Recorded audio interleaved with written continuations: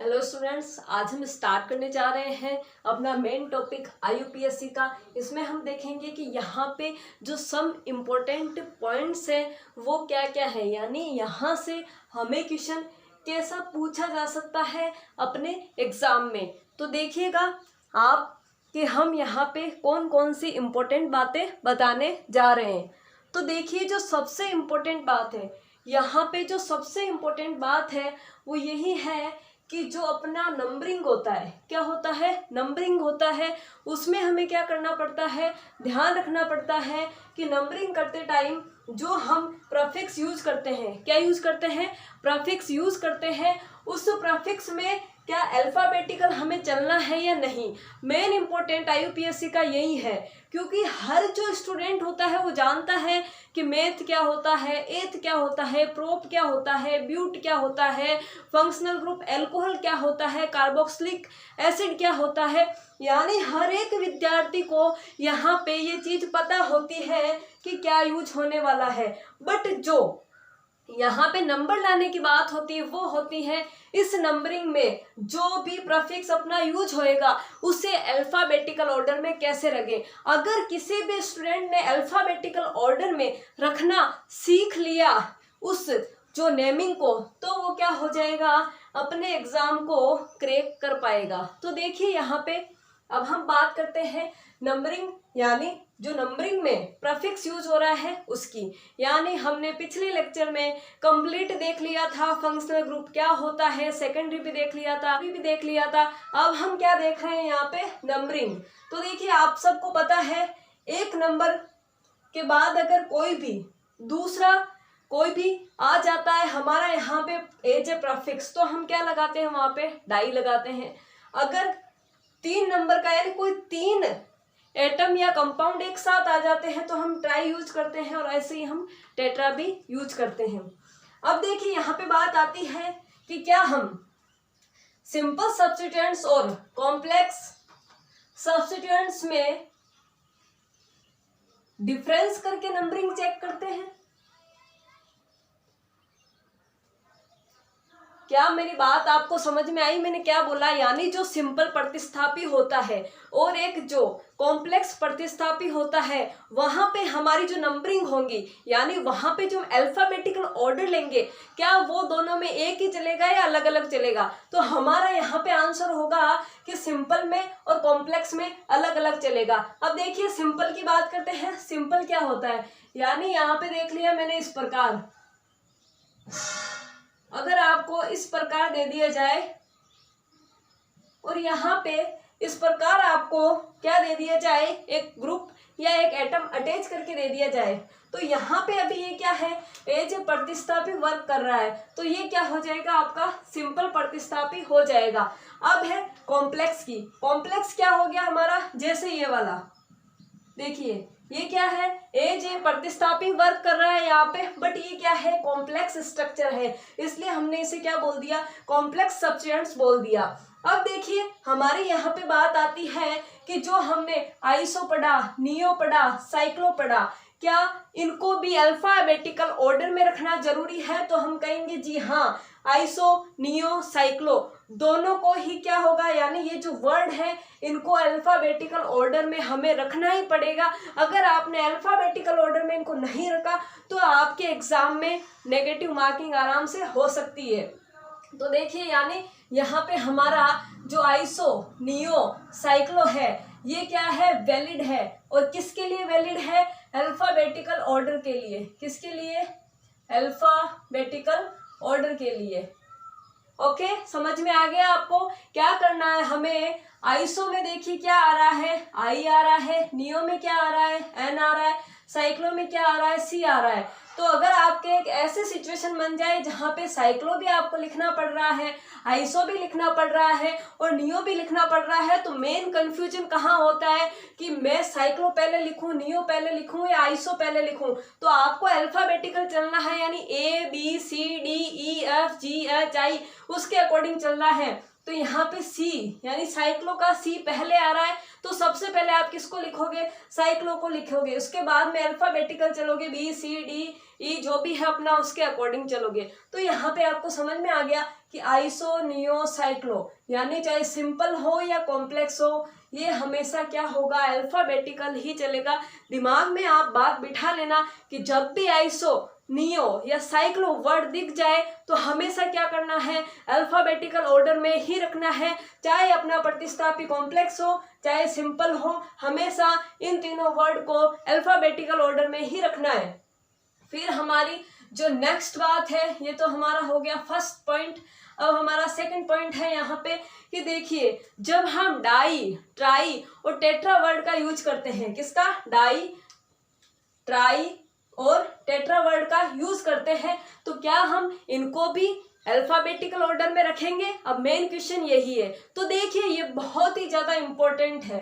क्या है ये, बहुत ही ज्यादा इंपॉर्टेंट है। और ये इंपॉर्टेंट क्यों है, क्योंकि जो डाई, ट्राई और जो टेट्रा होता है वो क्या होता है, सिंपल प्रतिस्थापी में कभी भी अल्फाबेटिकल ऑर्डर में नहीं लिखा जाएगा। यानी डाई, ट्राई, टेट्रा और टेट्रा, इसको आप कभी भी एज ए सिंपल प्रतिस्थापी कभी भी इसे आप नहीं लिखोगे अल्फाबेटिकल, कभी भी इसे अल्फाबेटिकल ऑर्डर में नहीं लिखना है। जब आपको क्या दिख जाए, सिंपल सब्स्टिट्यूएंट्स दिख जाए, तो आपको एक बात समझ में आ गई कि डाई, ट्राई, टेट्रा अगर सिंपल में हो तो हमें इसकी कोई आवश्यकता नहीं है कि हम डी को पहले लिखें, टी को बाद में लिखें, कोई जरूरत नहीं है। लेकिन क्या अगर कॉम्प्लेक्स सब्स्टिट्यूएंट्स आ जाए यानी जटिल प्रतिस्थापी आ जाए, इस प्रकार का आ जाए, तो आपको क्या ध्यान रखना पड़ेगा, इनका ध्यान रखना पड़ेगा। और इनको कैसे लिखना पड़ेगा, ABCD के अकॉर्डिंग लिखना पड़ेगा, अल्फाबेटिकल लिखना पड़ेगा। तो देखिए हम यहाँ पे बात कर रहे थे कि जो कॉम्प्लेक्स सब्स्टिट्यूएंट्स होते हैं वहाँ पे हमें डाई, ट्राई और टेट्रा को अल्फाबेटिकल अरेंज करना पड़ेगा। अगर आपने इसे अल्फाबेटिकल अरेंज नहीं करा तो आपका क्वेश्चन आराम से रॉन्ग हो सकता है। तो देखिए यहाँ पे हमें क्या करना पड़ेगा कि अगर अपना डाई वर्ड आया है तो उसका डी देखना पड़ेगा, अगर ट्राई है तो उसका टी देखना पड़ेगा। अब आप बताइए डी पहले आता है या टी पहले आता है, ABCD यानी अल्फाबेट्स में तो हमारा कौन पहले आता है, डी पहले आता है। डी पहले आने की वजह से हमें जो ये डाई वाला पूरा जो ग्रुप होगा उसे क्या करना पड़ेगा, सबसे पहले अरेंज करना पड़ेगा अपनी नेमिंग में। तो इस प्रकार क्या कर सकते हो आप, ये नेमिंग कर सकते हो। तो आपको समझ में आ गया कि जो डाई, ट्राई और टेट्रा वर्ड है कॉम्प्लेक्स प्रतिस्थापी में ही आपको अल्फाबेटिकल अरेंज करना है, जबकि सिंपल अगर प्रतिस्थापी आ जाए तो वहां इसका कोई भी मीनिंग नहीं है, आप कैसे भी अरेंज कर लीजिए। तो अब देखिए जैसे हम बात करते हैं अगले पॉइंट की, अपना पहला पॉइंट ये था, अपना दूसरा पॉइंट ये था और ये रहा अपना तीसरा पॉइंट। तो देखिए क्या होता है जब हम नॉर्मल, सेकेंडरी, टर्सरी, बिस और ट्रिस जैसे वर्ड यूज करते हैं तो क्या हमारे दिमाग में बात आती है कि क्या हम इन्हें अल्फाबेटिकल ऑर्डर में अरेंज करें। तो यहाँ पे आपको यहाँ पे क्रॉस लगा देना है कि नहीं, कभी भी ये गलती मत करना। जो अपना नॉर्मल होता है, सेकेंडरी होता है, बिस और ट्रिस है, यानी ये जो वर्ड है इनको कभी भी आप अल्फाबेटिकल ऑर्डर में नहीं रख सकते हो। ये क्या है, इनवैलिड है। क्या है, इनवैलिड। तो बस आपको यही ध्यान रखना है कि जैसे जैसे आपको ये दिया हुआ है तो इनको आपको अल्फाबेटिकल अरेंज करने की कोई ज़रूरत नहीं है, आपको उस ग्रुप के अकॉर्डिंग ही अरेंज करना पड़ेगा। हम एग्जाम्पल लेंगे, अभी आप डरिए मत। बस आपको इतना ध्यान रखना है कि आइसो नियो साइक्लो वर्ड को तो क्या करना पड़ेगा, अल्फाबेटिकल लिखना पड़ेगा कि आई पहले आ रहा है या अन पहले आ रहा है या सी पहले आ रहा है। फिर डाई, ट्राई, टेट्रा जैसे वर्ड को सिंपल सब्स्टिट्यूएंट्स में यूज नहीं करना है एज ए अल्फाबेटिकल, लेकिन हमें कॉम्प्लेक्स सब्स्टिट्यूएंट्स में एज ए अल्फाबेटिकली इन्हें हमें अरेंज करना पड़ेगा। फिर है क्या हम इन वर्ड को भी अल्फाबेटिकल अरेंज करें, तो नहीं, इन वर्ड्स को अल्फाबेटिकली अरेंज नहीं करना है। तो आपको ये समझ में आ गया कि कब हमें अल्फाबेटिकली अरेंज करना है और कब हमें अल्फाबेटिकली अरेंज नहीं करना है। तो इस प्रकार हो गई हमारी ये जो 3 की पॉइंट थी वो कंप्लीट। यानी ये बहुत ही इम्पोर्टेंट पॉइंट थे जो मैंने आपको बहुत ही अच्छे तरीके से समझा दिए। अब हम चलते हैं कुछ एग्जाम्पल की तरफ कि कैसे आपको समझाया जाए कि इन जो वर्ड हैं इनका मीनिंग क्या है। तो देखिए स्टूडेंट्स, अब हमारा यहाँ पे जो पहला क्वेश्चन है वो कुछ इस प्रकार का है कि आपको यहाँ पे ये स्ट्रक्चर दी गई है, इसमें आपको बताना है कि यहाँ पे जो इसका नामकरण होगा यानी इसका जो नेमिंग होगी वो क्या होगी। तो देखिए जैसे मैंने आपको ये क्वेश्चन दिया है, यानी यहाँ पे ये आपका इस प्रकार कोई क्वेश्चन है CS2 CS2 CS3। देखिए यहाँ पे है CH और ये है CCl3। तो इसमें आपको बताना है कि इसकी नेमिंग किस प्रकार होगी। तो सबसे पहला काम क्या होता है कि हमें 1 2 3 4 नंबरिंग किधर से करनी है। तो देखिए हम नंबरिंग किधर से करेंगे, इस साइड से करेंगे, क्योंकि 1 2 3 कार्बन पे ही हमें क्या मिल जाएगा, कोई सब्स्टिट्यूएंट्स मिल जाएगा और फोर्थ पे भी मिल जाएगा। लेकिन इधर से करेंगे तो 1 2 3 4 पे मिलेगा, फिर ये 5 पे मिलेगा, बट हमें कम नंबर वाला लेना है, इसलिए मैंने नंबरिंग 1 2 3 4 5 6 7 इस प्रकार मैंने क्या कर दी, यहाँ पे नंबरिंग कर दी। तो आपको भी इसी प्रकार से क्या करनी है, नंबरिंग करनी है। अब देखिए हम क्या करते हैं यहाँ पे, अब हम लेते हैं कि जो ये प्रतिस्थापित दिया हुआ है, जो ये आपको क्या दिया हुआ है, सब्स्टिट्यूएंट्स दिया हुआ है, इसकी आपको क्या करनी है, अलग से नेमिंग कर लेनी है। ये आपको सबसे पहला काम करना है, क्या कर लेनी है, इन दोनों की अलग से नेमिंग कर लेनी है ताकि फिर आपको इजी रहे। तो देखिए इसका नाम क्या होगा, देखिए 1 2 3 कितने क्लोरीन है, 3 क्लोरीन है और एक क्या है, कार्बन है। तो इसका नाम क्या हो जाएगा, ट्राई क्लोरोमेथिल। क्या नाम हो जाएगा इसका, ट्राई क्लोरोमेथिल। क्या हो गया, ट्राई क्लोरोमेथिल। फिर देखिए इसकी बात करते हैं, तो इसमें कितने कार्बन है, कितने क्लोरीन है, 1 2 और कार्बन कितना है, 1। तो इसका नाम क्या हो जाएगा, डाई क्लोरोमेथिल। क्या हो गया, डाई क्लोरोमेथिल। तो आपको समझ में आ गया, इसका नाम डाई क्लोरोमेथिल हो गया, इसका नाम ट्राई क्लोरोमेथिल हो गया और ये हमारी नंबरिंग हो गई।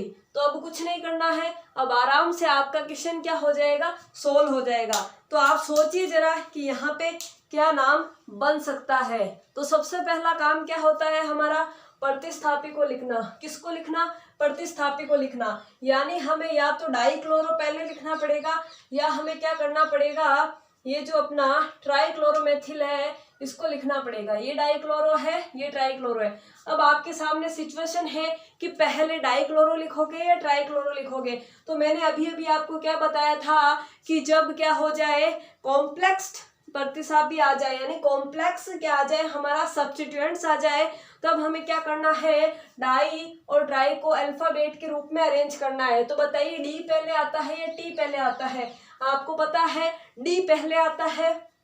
तो देखिए ये डाई क्लोरोमेथिल कितने नंबर कार्बन पे है, 3 नंबर कार्बन पे है। तो इसका क्या हो जाएगा, 3 डाई क्लोरोमेथिल। क्या हो गया, 3 डाई क्लोरोमेथिल। अब देखिए यहाँ से अब हमें क्या लिखना है, ये वाला लिखना है, कितने नंबर पे, 4 नंबर पे है। तो मैंने क्या लिख दिया, 4 ट्राई क्लोरोमेथिल। क्या लिख दिया, 4 ट्राई क्लोरोमेथिल। यानी हमारे जो प्रतिस्थापी थे, सब्स्टिट्यूएंट्स थे, उनका नामकरण हमने कर दिया। अब हमें क्या करना है, वर्ड रूट लिखना है। देखिए कितने कार्बन है, 7 कार्बन है। 7 कार्बन को हम क्या बोलते हैं, हेप्ट बोलते हैं। क्या बोलते हैं, हेप्ट। और सारे बॉन्ड कैसे, सिंगल है। तो हमने यहाँ पे क्या लिख दिया, एन। क्या लिख दिया, एन। तो इस प्रकार आपकी क्या हो गई, यहाँ पे नेमिंग हो गई। और क्या नाम बन गया, 3 डाई क्लोरोमेथिल 4 डाई क्लोरोमेथिल हेप्टेन। इस प्रकार आपने क्या लिख दिया, बहुत ही इजी वे में नाम लिख दिया। तो ये आपका फर्स्ट क्वेश्चन हो जाता है सोल्व, यानी ये आपका क्या हो गया, आंसर हो गया। क्या हो गया, ये आंसर। अब देखिए आपके पास सेकंड क्वेश्चन कुछ इस प्रकार का है। ये रहा आपका सेकंड क्वेश्चन, जिसमें आपको क्या दिया हुआ है, यहाँ पे दिया हुआ है आपको CH3, ये है CH2, ये है CH, ये है CH, ये है CH2, ये है CH2 और ये है CH3। इस प्रकार के आपको स्ट्रक्चर दी हुई है। यहाँ पे क्या है, CH है और ये आपका CH3Cl है। मैंने क्या बोला था, सबसे पहला काम है नंबरिंग करने का।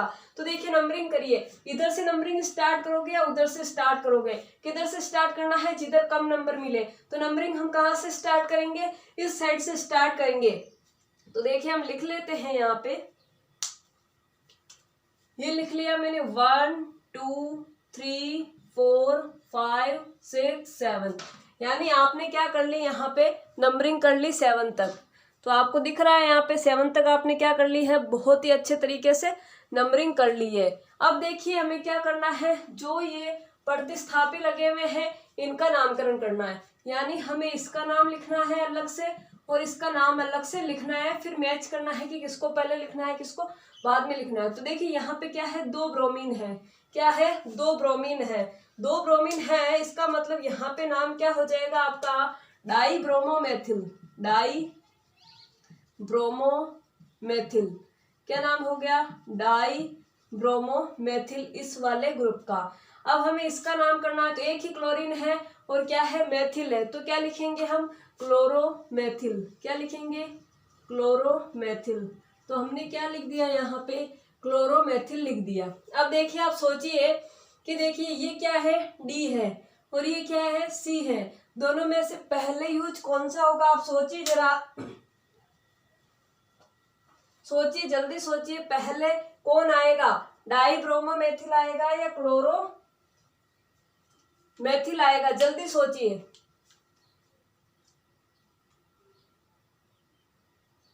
आपको पता है पहले कौन आता है, C आता है, उसके बाद में कौन आता है, D आता है। तो ये क्या आएगा, पहले आएगा, कितने नंबर पे, 4 नंबर पे। तो क्या हो जाएगा, आंसर क्या हो जाएगा हमारा यहाँ पे, 4 क्लोरोमेथिल। अब कौन आएगा, 3 नंबर वाला कौन है, डाई ब्रोमोमेथिल। तो 3 नंबर पे कौन आ जाएगा, डाई ब्रोमोमेथिल। उसके बाद में टोटल कार्बन कितने हैं, 7 कार्बन है, तो क्या आ जाएगा, हेप्ट, और सारे के सारे कैसे, सिंगल बॉन्ड, तो क्या आ जाएगा, N। तो इस प्रकार क्या हो जाएगा, हमारा यहाँ पे ये आंसर हो जाएगा। तो आपको बहुत ही अच्छे तरीके से यहाँ पे ये समझ में आ रहा होगा कि कैसे हमने यहाँ पे नेमिंग करी है, किस प्रकार हमने इन प्रतिस्थापियों को यूज करा है, किस प्रकार हमने देखा कि C पहले आता है या D पहले आता है। तो इस प्रकार आपको भी क्या करनी है, नेमिंग करनी है। अब हम यहाँ से चलते हैं नेक्स्ट क्वेश्चन की तरफ। तो देखिए नेक्स्ट क्वेश्चन हमारा कुछ इस प्रकार का है, CH3 CH2 CH, CH2 CH3 CH, CH3 CH3 CH3 CH2 CH2 and CH3। देखिए इस प्रकार की आपको स्ट्रक्चर दी गई है। अब आपको यहाँ पे क्या बताना है कि नेमिंग क्या होगी, क्या बताना है कि नेमिंग क्या होगी। तो देखिए सबसे पहले हमारा क्या काम होता है, सबसे पहले काम होता है चेन को सेलेक्ट करने का। तो देखिए 1 2 3 4 5 6 7, यहाँ पे कितने कार्बन आ गए आपके, 7 कार्बन आ गए। तो अब आप क्या करोगे, सबसे पहले यहाँ पे नंबरिंग करोगे, क्या करोगे, सबसे पहले नंबरिंग। तो देखिए नंबरिंग किधर से करोगे, इधर से 1 2 3 4 5 6 7। देखिए इधर से नंबरिंग करी क्योंकि यहाँ पे 3 नंबर मिल रहा है, यहाँ पे 4 नंबर मिल रहा है। और इधर से करते तो 1 2 3 4 और 5 नंबर मिलता, पर हमें क्या चाहिए, कम नंबर चाहिए, इसलिए मैंने इधर से नंबरिंग कर दी। अब देखिए आपके प्रतिस्थापी कौन बच गए, एक तो ये बच गया आपका प्रतिस्थापी और ये क्या बच गया आपका प्रतिस्थापी। तो अब क्या करना है, आपको इनका अलग से नेम लिखना है। तो देखिए ये क्या बन गया, मेथ एथ बन गया। इसका मतलब ये क्या हो गया, एच सब्स्टिट्यूएंट्स यानी एच प्रतिस्थापी, इसका नाम क्या हो गया, एथिल। क्या नाम हो गया इसका, एथिल, इस ग्रुप का। अब हमें इसका नामकरण करना है। तो देखिए जब भी ऐसा कॉम्प्लेक्स आपको ग्रुप दिख जाए तो नामकरण कैसे करते हैं, जो कार्बन अटैच हो रखा होता है, क्या कि जो कार्बन आपका डायरेक्ट अटैच हो रखा होता है उसमें आपको क्या करना होता है, 1 नंबर देना होता है। क्या करना होता है, 1 नंबर देना होता है। तो ये वाला कार्बन इस स्ट्रक्चर से डायरेक्ट अटैच है, तो इसे क्या दे दिया 1 नंबर, और इसे मैंने क्या दे दिया 2 नंबर, तो ये क्या बन गया मेथ एथ। अब देखिए ये क्या है, इस ग्रुप में, इतने से ग्रुप में ये क्या हो गया प्रतिस्थापी हो गया, और ये भी क्या हो गया प्रतिस्थापी हो गया। हम ओनली इसका नाम देख रहे हैं, तो देखिए ये तो क्या हो गया 1 2, यानी ये क्या हो गया एथिल, और ये क्या हो गया एक मेथिल, और ये क्या हो गया दूसरा मेथिल, मतलब इस पूरे ग्रुप का नाम क्या हो गया डाई मेथिल एथिल। क्या नाम हो गया इस पूरे ग्रुप का, डाई मेथिल एथिल। क्या नाम हो गया डाई मेथिल एथिल। तो देखिए अब कुछ नहीं करना है, इजी हो गया हमारे लिए। अब हमें क्या करना है, डायरेक्ट यहाँ पे नाम लिखना है कि नाम क्या होगा। तो कुछ ही नहीं करना है, ये आपको ई दिख रहा है, ये आपको डी दिख रहा है, और ये आपको क्या दिख रही है 7 कार्बन की जो चेन है वो दिखाई दे रही है। तो अब आप इजी वे में क्या कर सकते हो, नेमिंग कर सकते हो। बस यहाँ पे इस प्रकार के जो स्ट्रक्चर में यही कंफ्यूजन होता है कि जो ग्रुप है, ये वाला ग्रुप है, इसकी नेमिंग किस प्रकार करें। तो इसकी नेमिंग करने के लिए जो कार्बन डायरेक्ट अटैच होता है उसको 1 नंबर दिया जाता है, उसके बाद वाले को 2 3 4 जितने भी है दे दिया जाता है, और अगर साइड में कोई बच गया तो वो उस ग्रुप के लिए क्या होगा प्रतिस्थापी हो जाएगा। तो यहाँ पे क्या करेंगे, यहाँ पे उस वर्ड का जो प्रीफिक्स यूज करेंगे, तो ये 2 मेथिल है इसलिए डाई मेथिल लिख दिया, और ये क्या है एथिल है इसलिए क्या नाम हो गया डाई मेथिल एथिल। अब देखिए आप बताइए मुझे कि जो आपका डी है और ई है, इन दोनों में से पहले कौन आता है, डी आता है या ई आता है। तो हमें पता है पहले कौन आता है, डी आता है। कौन आता है, डी।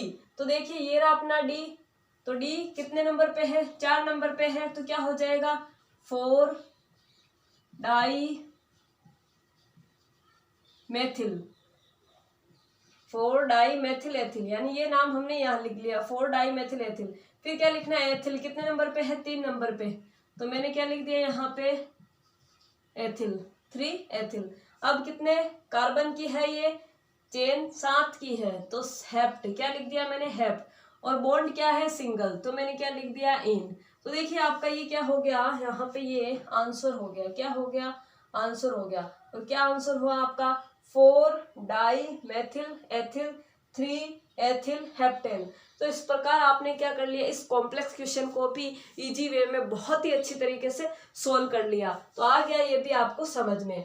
अब हम चलते हैं 4th क्वेश्चन की तरफ। तो 4th क्वेश्चन आपका क्या है, यहाँ पे आपको दिया हुआ है CH3 CH2 CH CH2 CH2 CH2 CH3, यहाँ पे आपको दिया हुआ है,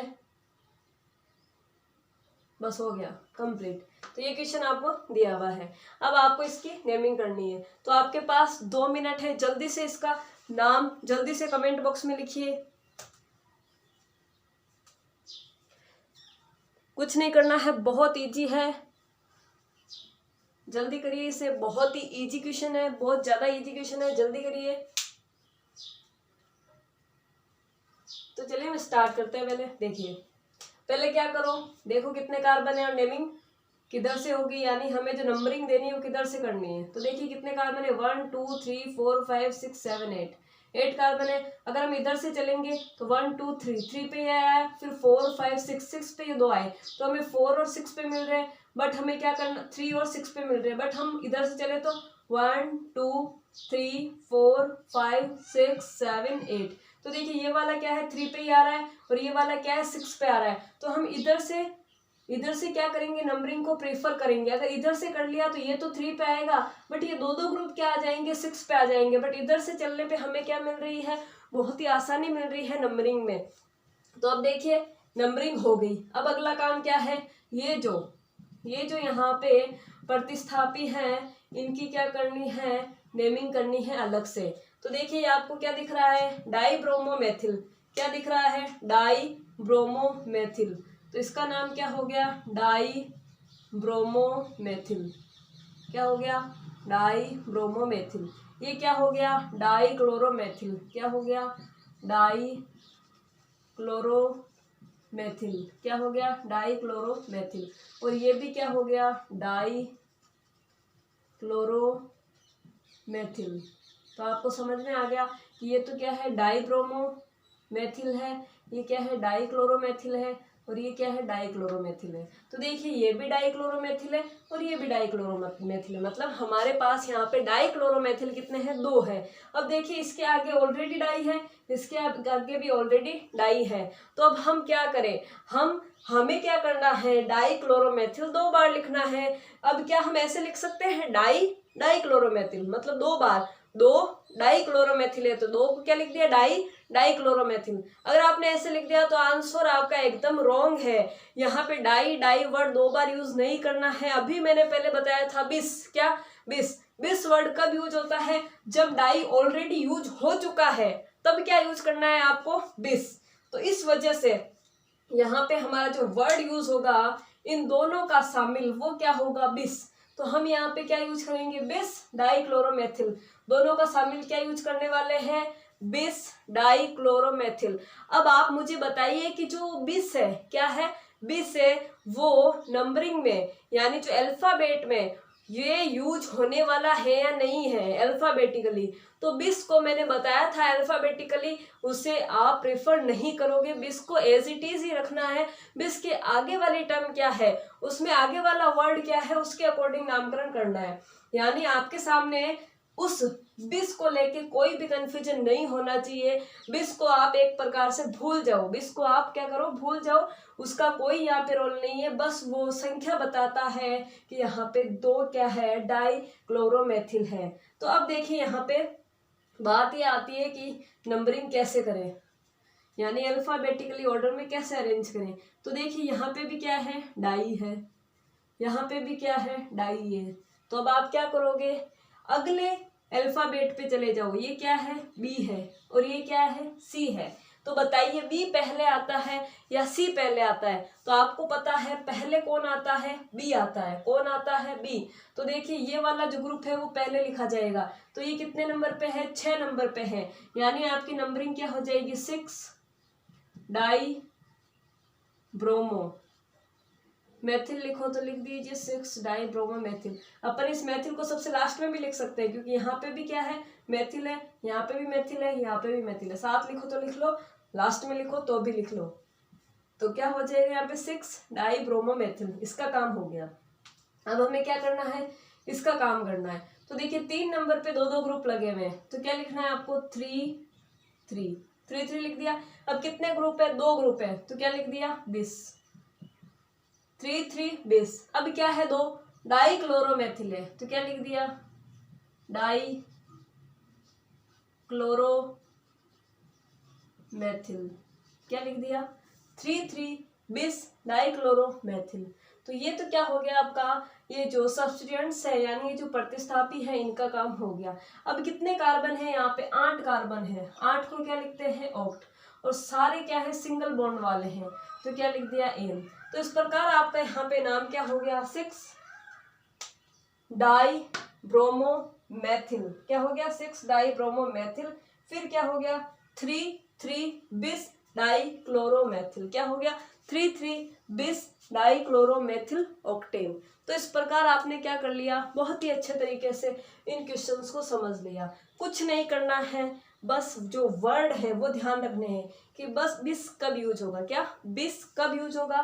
तो ऑलरेडी डाई वर्ड यूज हो चुका है तो उसके बाद में क्या यूज होगा, आपका बिस वर्ड यूज होगा। फिर है अगर ये सेम है ये सेम है तो क्या करें, तो अल्फाबेटिकली कैसे चले, तो नेक्स्ट कार्बन पे पहुंच जाओ, नेक्स्ट अल्फाबेट पे पहुंच जाओ। तो पहुंच गए तो आपको आपका आंसर मिल जाएगा। इसमें क्या था, इनकी नेमिंग करना, ये जो ग्रुप है इनकी नेमिंग करना। तो इनको भी एक एज ए पूरे साइड ग्रुप ही सेलेक्ट करके 1 to नंबरिंग करके इसका नामकरण कर देना है। इस प्रकार में बस यही देखना है कि डी या सी किस प्रकार आता है। तो इस प्रकार आप क्या कर सकते हो, पूरे जो यहाँ पे स्ट्रक्चर दी जाएगी आपको उनकी नेमिंग कर सकते हो बहुत ही अच्छे तरीके से।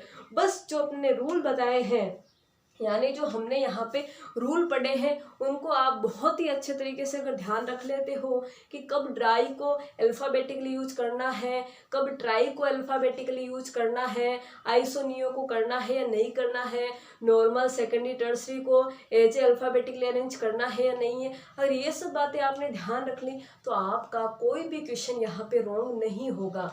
तो इस प्रकार हम पूरी IUPAC को कवर कर लेते हैं। नेक्स्ट लेक्चर में हम बात करेंगे, आज तक हमने जितनी भी ऑर्गेनिक पढ़ी है उसके क्वेश्चन हम नेक्स्ट लेक्चर में सॉल्व करने वाले हैं। तो अगर हमारा वीडियो अच्छा लगे तो हमारे वीडियो को लाइक एंड शेयर जरूर करिएगा।